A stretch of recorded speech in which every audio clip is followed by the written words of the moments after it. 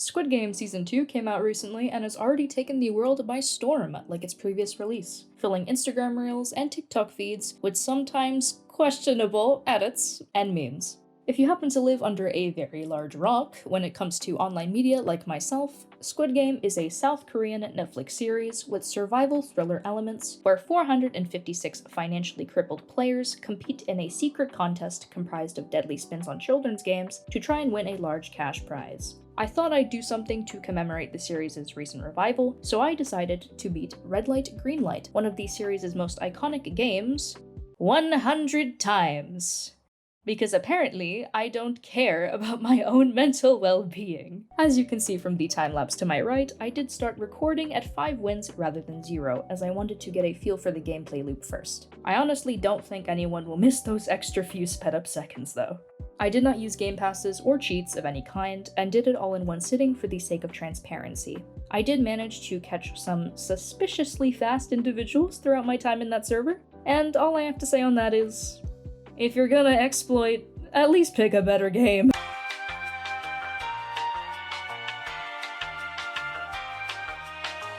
This take on Red Light Green Light includes a currency system, awarding a 1,000 cash prize to anyone who gets to the end without dying. I enjoyed looking through the different patterned suits, hats, and trails you can buy, and changed my outfit every 20 runs or so to keep things fresh. The duck and lemon jumpsuits are absolutely adorable, gotta say. Player jumpsuit numbers are randomized and change every time you die and respawn. This rendition of the game is also able to be played without having your sound on due to its colored text indicators telling you when green light switches to red light, allowing for a few seconds of stop delay due to the text fading in and out each time.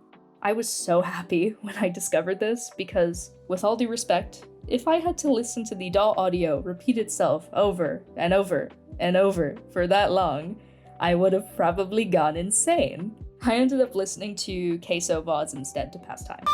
Speaking of passing the time, I had a quick look at some other Squid Game inspired games on Roblox and divided them into 3 separate categories for you guys, one for each type of game. The first, and seemingly most popular category I came across, was the traditional formulaic survival competition experience that would play out very much like the original show, including one-to-one replicas of its minigames and inspired narrative elements. Current popular examples from this category include Shrimp Game and Squid Game X. After playing both for myself, I personally prefer Shrimp Game for its more detailed graphics and power-ups you can purchase to give you an edge in certain situations. The second category comprises of experiences centered around a singular Squid Game minigame, usually coming off as very bare bones in terms of its replayability. These kinds of games are good for people who enjoy specific games from the series and are only interested in playing their favorite ones over and over. Popular examples of these kinds of games include the Red Light Green Light game I'm playing for this challenge and the countless Mingle adaptations on the platform. The version I played here seems to be one of the higher quality remasters, including a spectate feature, manual door controls, and a working jumpsuit editor, with lots of coverage styles and colors to choose from for a small fee.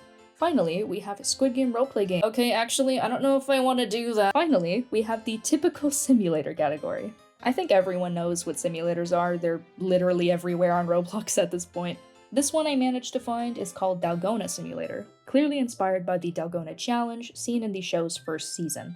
Using your mouse cursor, or finger I'm assuming for mobile players, you have to cut around the sugar shape without breaking it apart to earn Dalgona points and coins, which you can use to unlock new shapes, trails, skins, and toothpicks.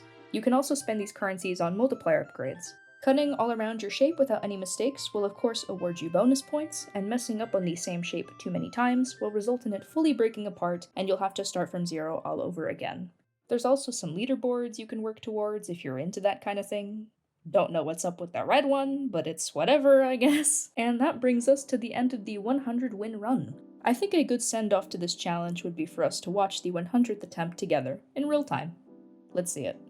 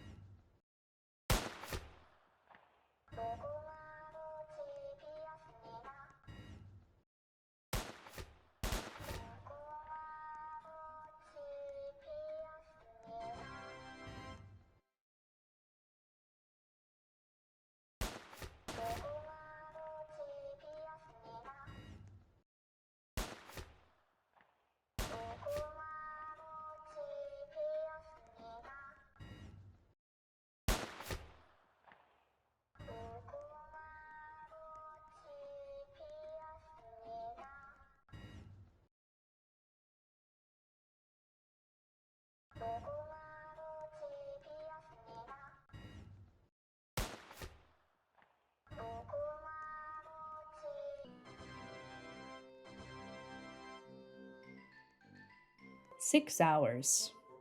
6 hours of my life. Just for a meme.